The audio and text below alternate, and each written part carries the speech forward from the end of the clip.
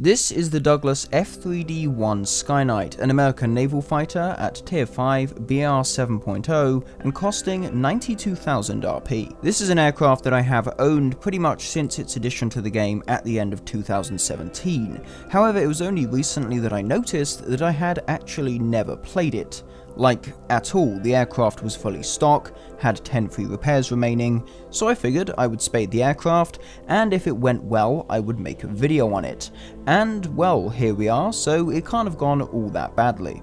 So let's start off, as usual, with an overview of the aircraft. Firstly, the main armament of the Skyknight. This is a set of 4 20mm M3 cannons, with 200 rounds per gun and a fire rate of 750 rounds per minute, giving around 16 seconds of trigger time. These guns are in common with the 2 Skyraiders that precede the Skyknight and multiple other US Naval Fighters.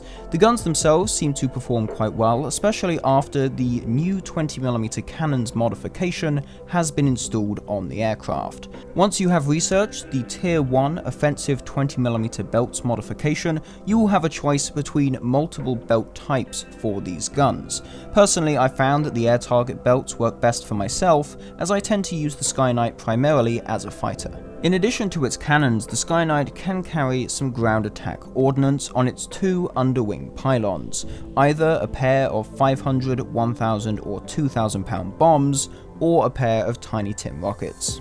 I have seen people using these payloads for base bombing in Air RB, although in that mode I prefer to use the Skyknight as a fighter aircraft. I do however believe that these payloads could prove to be useful in ground RB. As for flight performance, the F3D is a heavy aircraft, although can still maneuver with relative success. During my time playing the Skyknight, I did on a few occasions find myself turning with an enemy aircraft, and found that you can come out on top in most cases. However, having to take the time to regain speed after an engagement could put your aircraft at risk, especially considering the somewhat slow acceleration of the Skyknight. However, I personally found it preferable to maintain a high speed and engage enemies one at a time with gun runs rather than entering a turn fight, primarily to minimize the risk of being an easy target for other enemy aircraft. As for the aircraft's speed, it's really not something to write home about. At sea level, the aircraft seems to stop accelerating at just over 520 miles an hour, or around 830 kilometers per hour. Then, at an altitude of 20,000 feet, the Skyknight again seems to max out at just over 520 miles an hour.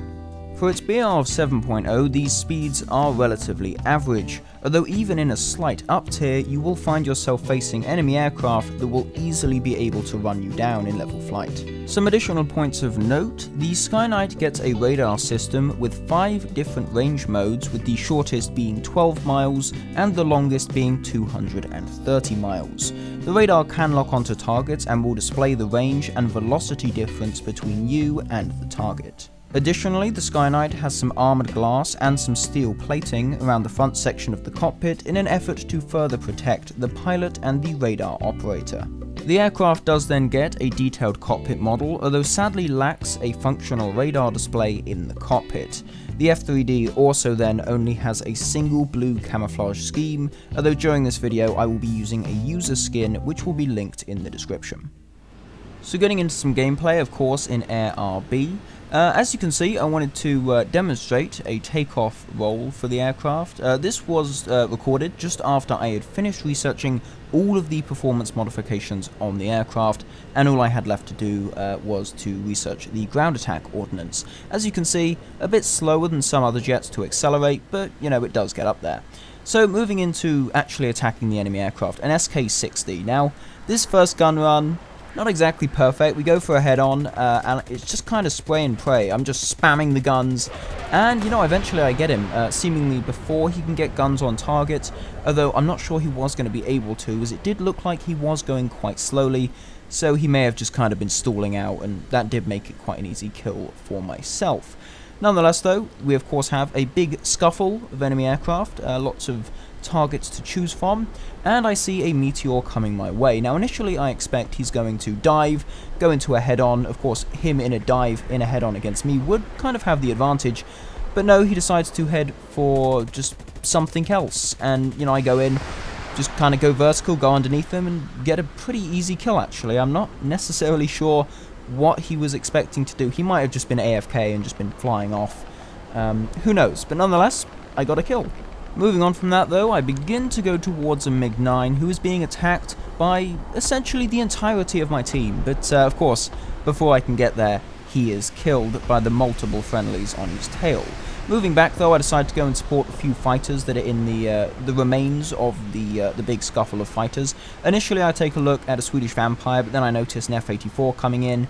I thought for a sec he was going to commit to a head-on, but it seems he attempts to turn around onto the tail of another friendly, and I just get guns on, fire some shots, and yeah, it seems to knock him out relatively quickly. And I do find that with these guns, if you get some hits, they do seem to very quickly just knock out the critical components of an enemy aircraft.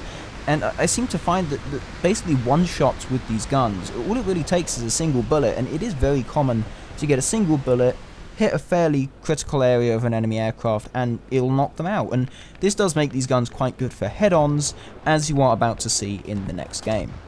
So, to transition from the lovely evening scenery of the previous game to the daytime of this match. So, initial target, what are we looking at? Swedish J-29, early version I'm assuming. Go for a head-on, pull out, tiny bit of damage to my left aileron, but nonetheless a pretty reasonable head-on attempt, and of course successful at that. J-28 commits but then pulls out, and it basically lets me pull onto his tail. I'm not sure what the plan was there. I think he perhaps assumed I was going faster than I was and thought he would end up behind me, but of course it ended up the other way around. And then of course we go for another head-on with a meteor, fire shots, pull away, and he's dead. So, you know, I do find those head-ons quite satisfying. I am aware that a lot of people say it's a low-skill thing to do, but when it is executed well, it is rather satisfying. In this case, critical hit on a J-29, who then, less than a minute after I got a critical hit, crashes, and I don't get the kill. Why Gaijin? This did annoy me, because I did then go on to get a fourth kill, and if I had got the kill credited for the J-29, it would have been an ace game. But in this case, Gaijub said no, so I guess I'm going to have to live with that. Final kill, SK60. You've seen a few of these in this video. I killed one in the previous game. This case, it would have been a trade if the kill had not been stolen by another SK60. But, you know, those things, I found them tricky to deal with. They're small, they're relatively agile, and the guns, they're 30 mils, they pack a punch, that is for sure. And of course, as you're about to see, they do have proximity fuse air-to-ground missiles that can seemingly come in handy against aircraft. If you are interested in the SK60, on a side note, do keep an eye on the channel. I might have something for you in a week or so. Nonetheless, that will conclude the gameplay. This is something that I actually enjoyed doing quite a bit, taking an older aircraft I had owned for a while but really had no experience with, and then spading it over a few days, and then of course putting together a video on it. It is something that I really might do a bit more often, especially around this 6.7 to 8.0 BR range. As for aircraft, this BR range in my experience is actually quite fun.